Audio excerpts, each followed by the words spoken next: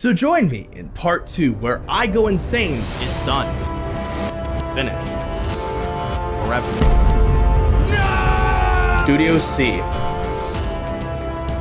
is good again. Inside you, there are two wolves. On one side is a comedy show rising from the ashes of its demise and becoming a genuinely good show again. The other side is season 19. Nah, I'm just kidding. It was actually a pretty good season. Well, kind of.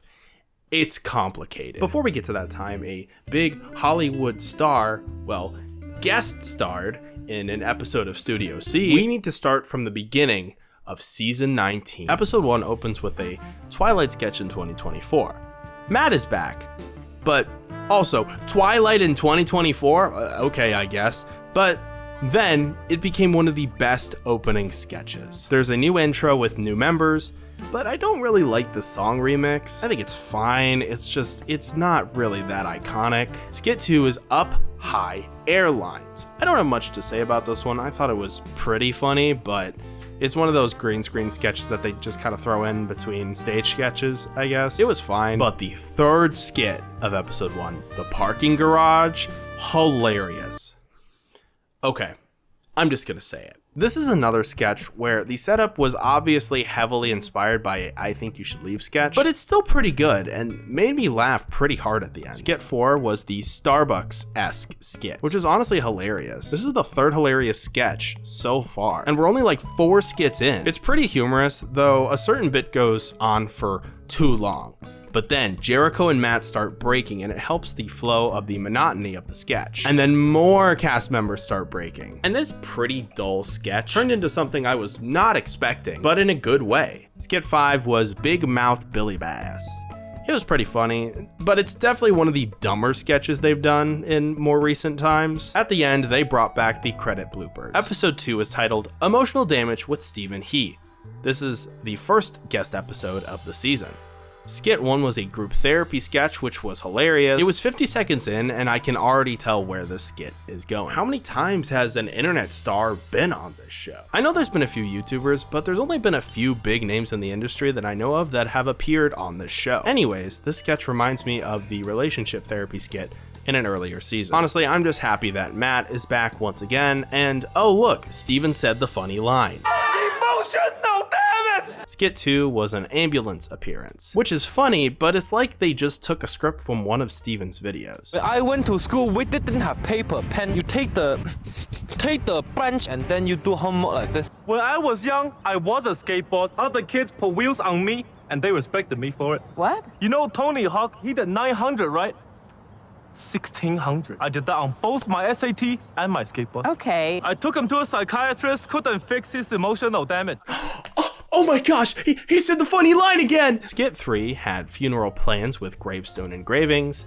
That sounded redundant, which was really funny, and one notable fact is that there's a QR code that appears. I was expecting a Rickroll, but it just takes you to the BYU TV website. There's also a Burger Barn reference, which, can we stop referencing Burger Barn, please? They try to make this like hip new reference kind of thing, and it's like, dude, just drop it already. Burger Barn wasn't even that funny. I'm just gonna say it. Skit 4 was a BTS sketch. And fun fact, this is actually a real fact, which I actually learned before I even watched this episode.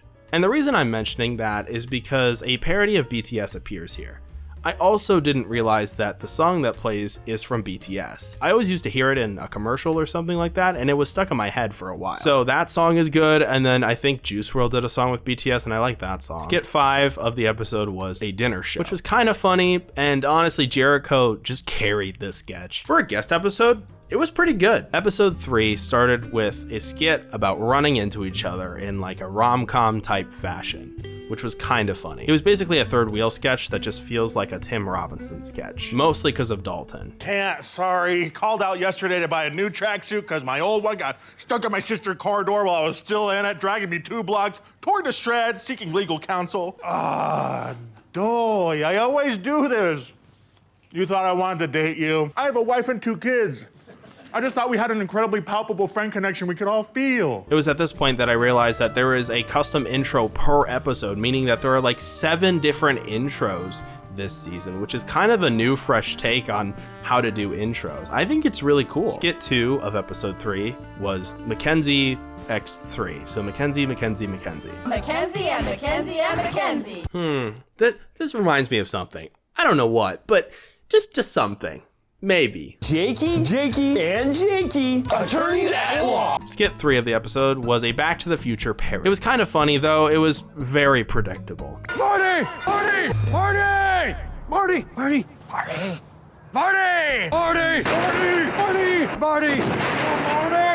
Marty! Marty! Marty! Marty! Skit 4 was a Manor murder. I'm not gonna lie, this one is not that funny. Well, dismemberment is back. Skit 5 was a coma patient. And while it was a pretty funny sketch, they started breaking on stage. And I honestly was just expecting them to just reference a bunch of recent events, but they really did. So in a way, they really subverted my expectations on that one. I'm not gonna lie, this is the worst episode of the season. Episode 4 starts with a kind of funny safety training video.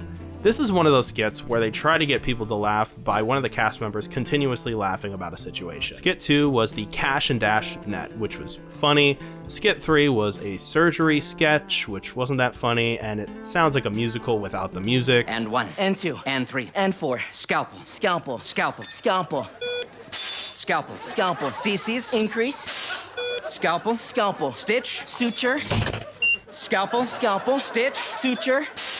Scalpel. Scalpel. Skit 4 was the Betrayal House, probably one of my favorite sketches of this episode specifically, though again, it's just kind of funny. Skit 5 was a hiring sketch, which was really funny. And Skit 6 was the Once Upon a Time Thumbelina thing. Not that funny though. I don't really have a lot to say about episode 4. I have notes, don't get me wrong, but it's all about the joke types and not about the actual sketches themselves, like the specifics of it. So yes, I could just read you all the joke types, or here's it on screen. Here's all the joke types for the skits this episode, if you really care. The Cash Dash net and the hiring sketch were funny, but the rest of the skits in episode 4 kind of fell flat. I liked the concept of the betrayal house, but it just became way too predictable way too quickly, and it ended before you even realize it. Episode 5 starts with a unfunny moon landing sketch. The whole premise is, oh, I'm the first to do this on the moon, whoa. Skit 2 is yet again another Harry Potter sketch, because we can't go a single season without doing a Harry Potter sketch. How many times are they gonna do a Harry Potter sketch? Although I'm not gonna lie, it was pretty funny. I did like the twist that they did in this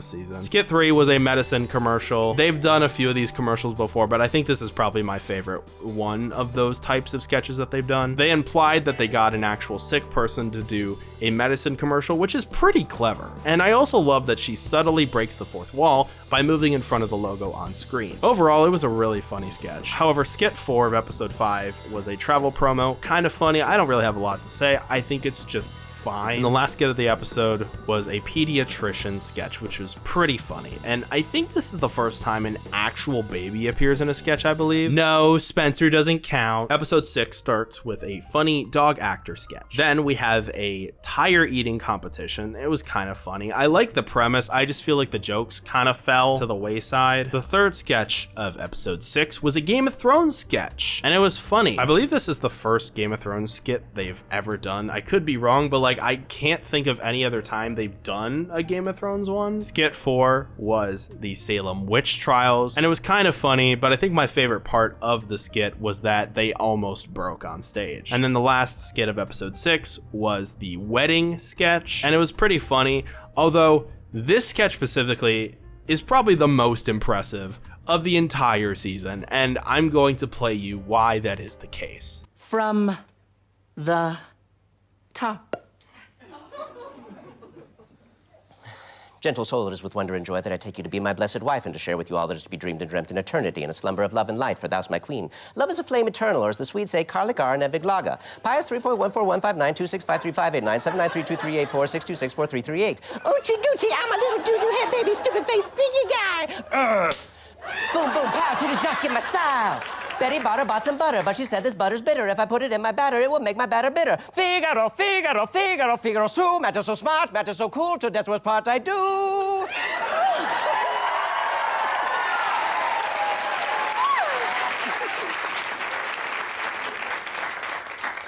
I now pronounce you the greatest challenger I've ever faced. Before we talk about one of the best episodes of Studio C in a while, I want to briefly mention JK Studios' new movie, Villain Inc. This is JK Studios' second movie so far. Well, technically not, but a lot of the older cast members from Studio C and the current JK Studios were involved in the writing, acting, and directing.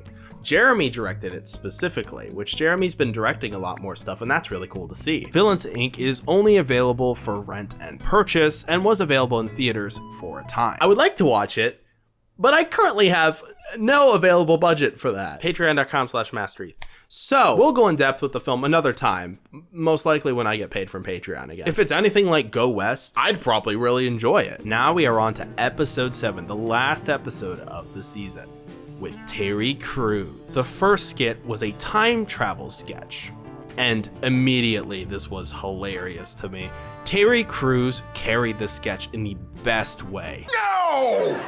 I only had 25 burritos to go before I got one for 10% off. I hate being in the future. No, hey, listen! I have a good feeling about this guest episode. The next one was also a hilarious sketch about Greek gods. Terry having a character that plays to his strengths really improves the overall character. Next, back to back, is another hilarious sketch. Skit 3, Alien Planet. I love this sketch because it subverts expectations.